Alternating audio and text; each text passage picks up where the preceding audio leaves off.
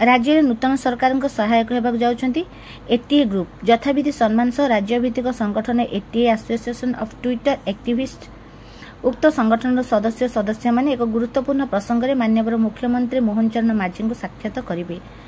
यह राज्यर नेतृत्व वृंद प्रमुख और समस्त जिलार प्रमुख मान द्वारा एक कमिटी श्रीजुक्त माझी दृष्टि आकर्षण करने को जाउछंती।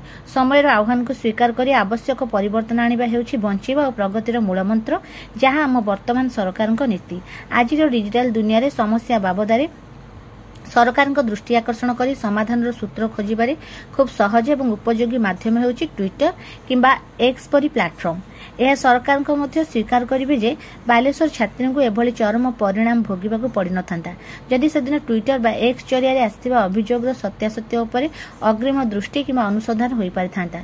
किछि वर्षर उद्यम आम एटीएर साथी माने ट्विटर जरिया सरकार अन्यतम सहयोगी भावे सरकार तथा विभिन्न सरकारी अधिकारी दृष्टि आकर्षण कर हजार हजार समस्या समाधान करिबारे सहायक होइछि। एथिपाई आम संगठन सदस्य सदस्य माने ओडिशा 315 ब्लॉक रे कार्यरत ताहा पुणी निःशुल्क भावे साधारण जनता ठारू सामूहिक समस्या क्षेत्र में अग्रसर अछंती।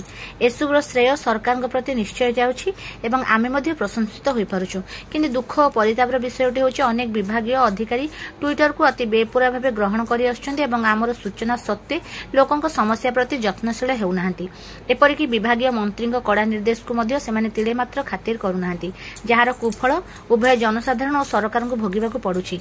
एथिरे आमर प्रमुख भूमिका रहुछि शासक और शासितंक मध्य एक सेतु परि कार्य मान्यवर यशस्वी प्रधानमंत्री डिजिटल भारत में एबे ट्विटर ही प्रमुख भूमिका ग्रहण करुअछि। स्वच्छ तथा त्वरित शासनतंत्र पर ट्विटर एवं एक्स परी प्लाटफर्म को जेपरी अग्राधिकार दि जाय परिबो एही संबंधी एक आलोचना एवं किछि दाबी उपस्थापन पर टीम एटीएर प्रतिनिधि दल महामान्य राज्य मुख्यଙ୍କ मूल्यवान समय स्वल्प समय साक्षात्कार पर अनुमति मिलिले एटीएर सदस्य सदस्य माने ट्विटर बा एक्स मध्य अवगत कराई। जय जगन्नाथ।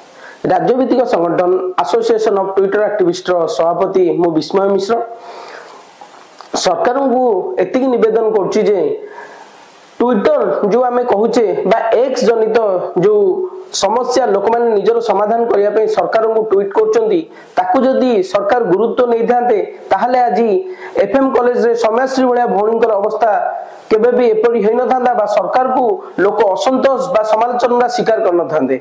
आमे अनुरोध करचु विरोधी नुह आमे युव शक्ति हेई सरकारंकर निकटतर होबाकू चाहूछु एवं जो समस्या आछि नेता मंत्री माने ताकू गुरुत्व प्रदान करंतु एवं ताकू जो अधिकारी माने एड़ाई देउचंदी कहार सेति निघा रहुनी से केमतिका यत्नवान हेबे एवं प्रत्येक समस्या को तृणमूल स्तर नै कि केमतिया समाधान करिवे सेति मुख्यमंत्री निश्चित भाव में अवदान दरकार। तेणु आमे समस्ते वर्तमान एकाठी होइछु। आमे चाहूछु मुख्यमंत्री तांकर बहुमूल्य समय आमको मात्र 5 मिनिट दियंतु जे सरकार जो वर्तमान किछि वर्तमान चलीछि ओडिशा भीतर अशांति से अशांति केमती एक बाहाबारे परिणत हेबो एवं जे भौणी प्रति आज अन्याय घटेला अन्य कोनोसी लोक प्रति बा कोनोसी भौणी प्रति से अन्याय न हो सेति आमे चाहूछु जे समस्या केमितिया तार समाधान हेबो तार एक सरल उपाय ट्वीट माध्यम रे हे परिबो एवं जो सरकार चाहूचंदी लोकंकर समस्या पई करूचंदी हमरो जनसुनानी करूचंदी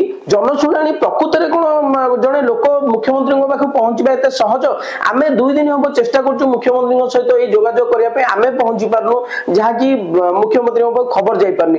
तो जनसुनानी अपेक्षा वर्तमान जेतोळे आमे देखुचे डिजिटल जुग चलीची डिजिटल जुग रे डिजिटल समस्या को गुरुत्व देबा पई एक सरल उपाय केमितिया हेई परिबो एवं शासक शासित मध्य रे केमितिया दूरता कमिबो सेति पई समस्त टीम आटर सदस्य चाहूछु आमे जिला स्तरीय एवं राज्य स्तरीय जो माने अछंती कर्मी से माने मुख्यमंत्री सहित बहुमूल्य समय एक साक्षात्कार एवं आमे आशा विश्वास रखुछु निश्चय मुख्यमंत्री आम कथा सुनिबे।